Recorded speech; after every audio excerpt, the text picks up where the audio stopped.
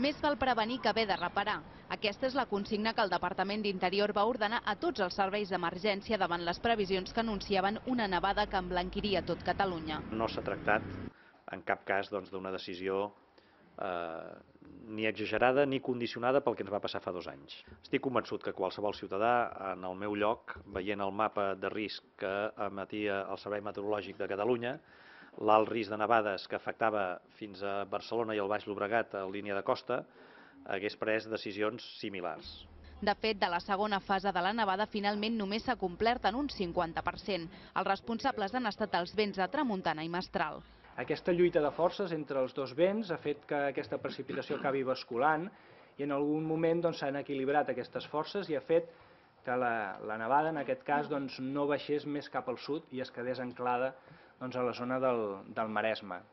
El departament ja ha desactivat el Neucat, però l'alerta per fred intens es mantindrà com a mínim fins dimarts. Les temperatures han baixat de forma progressiva des de principis de setmana.